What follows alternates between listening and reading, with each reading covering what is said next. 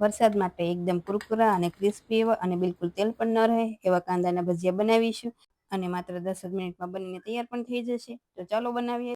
તો તેના માટે ડુંગળીને આ રીતે પતલી સ્લાઈસ કરી લેવાની અને તેને એક બાઉલમાં એડ કરી તેમાં સ્વાદ પ્રમાણે નમક એડ કરી આ રીતે હાથેથી મસળી લઈ અને તેને 10 મિનિટ માટે રહેવા દઈશું. સાથે તેમાં 1 ઇંચ જેટલા આદુના ટુકડાને આ રીતે ખમણી લેવાનું. હવે તેમાં મરચાના ટુકડા, 1 પિંચ જેટલી હિંગ, 1 પિંચ જેટલું લાલ મરચું પાવડર, ધાણા જીરું પાવડર, થોડા ઝીણા કટ કરેલા લીલા ધાણા અને અડધા લીંબુનો રસ એડ કરીશું. સાથે તેમાં બેસન અથવા ચણાનો લોટ એડ કરીશું.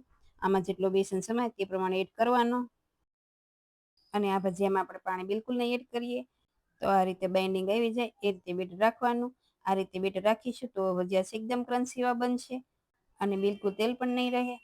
તો સાથે મેં તેલ ગરમ કરવા પણ મૂકી દીધું છે. તો હવે ગેસની ફ્લેમ મીડિયમ રાખી પેનમાં સમાય તેટલા ભજીયા એડ કરીશું અને ભજીયા એકદમ ક્રન્ચી એવા અને આછો ગોલ્ડન બ્રાઉન જેવા થાય ત્યાં સુધી થવા દેવાના.